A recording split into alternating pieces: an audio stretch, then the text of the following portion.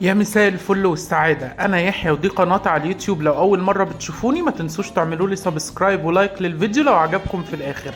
النهاردة عملت لكم برياني الدجاج بطريقة سهلة وبسيطة وتوابل سهلة وبسيطة موجودة في كل بيت مصري، وزي ما انتم ما شايفين أنا عامله بالرز المصري مش بالرز البسمتي، والرز المصري موجود عند كل الناس وطالع مفلفل ومفيش حباية لازقة في التانية، بس بتكات معينة في التسوية. اتفرجوا للفيديو للآخر عشان تعرفوه. عملت جنبها سلطة زبادي رطبة كده بالخيار.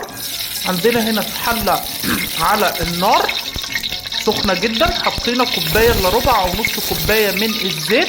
هنحط 3 بصلات متقطعين ترانشات او جوليان على الزيت بالطريقة دي وهنحمرهم. هنفضل نقلب فيهم من غير اي حاجة، زيت وبصل بس، ولا هنحط نشا ولا هنحط ملح ولا هنحط سكر. هنفضل نقلب فيهم على النار العالية مش نار واطية لحد ما يتكرملوا معايا كويس جدا ويتحمروا.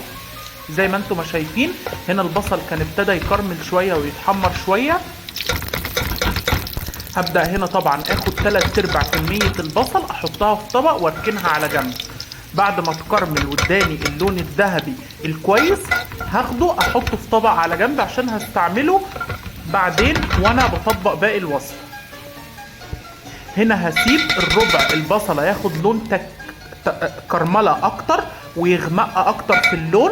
هحط بقى معلقه من الثوم المفروم، معلقه من الجنزبيل المفروم، اديتهم تقليبه، وبعد كده هنزل ب4 قرون من الفلفل متقطع ترانشات. هدي تقليبه مع البصل والجنزبيل والثوم لحد ما الفلفل يدبل خالص زي ما احنا ما شايفين. خلي بالكم الفلفل نزل ميته. كل ده الروايح بتطلع بميكس تحفه. انا عايز اشممكم الريحه معايا، ريحة التوم مع الجنزبيل مع البصل المتكرمل مع الفلفل تحفة. نزلت عليهم بعد ما الفلفل دبل ب5 طماطميات متقطعين مكعبات. كل ده على نار عالية، انا ما بوطيش النار في الوصفة خالص، الا لما اجي اوطي النار هقول لكم. هسيبهم بقى على نار عالية اغطيهم لحد ما الطماطم تدوب معايا وتتسبك كويس جدا. انا عايزها تدوب وتدبل. نزلت بعلبة من الزبادي بعد ما رصيتها كويس جدا بالمعلقة عشان ما يتكتلش على الطماطم والبصل وهبدأ اقلب.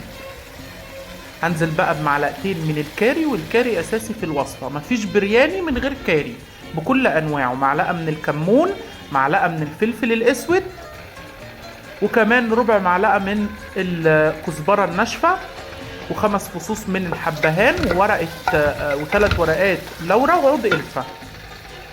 توابل بسيطة اهي. هننزل بقى بعصير 3 ليمونات. هنا كنت عصرت ال3 ليمونات كويس جدا على الخليط بتاعنا.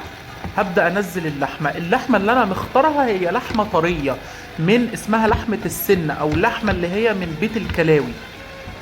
هقعد اقلب اللحمة كويس جدا في الميكس لحد ما يختلط تماما بالتوابل بالزبادي بكل حاجة، وهنزل عليهم بمية بتغلي. انا مش هنزل بمية باردة ولا مية دافية، لازم مية بتغلي عشان كل ميكس التوابل ده يطلع مع المية المغلية وتطلع الزيوت العطرية اللي فيها على اللحمة.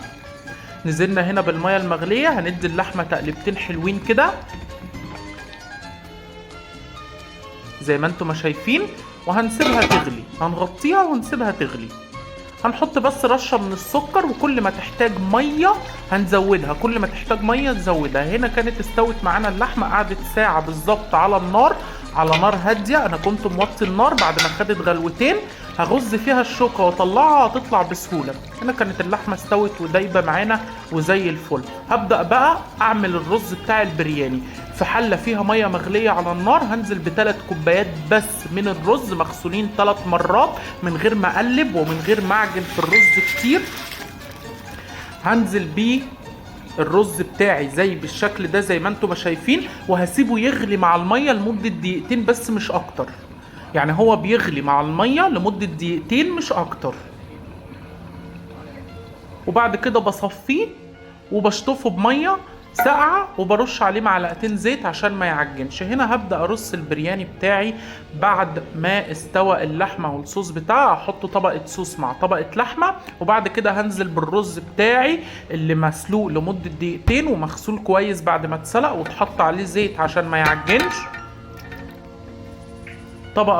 طبقة من البرياني، طبقة من الرز، طبقة من البرياني، هنهي بطبقة من الرز. ادي طبقه من الرز اهو.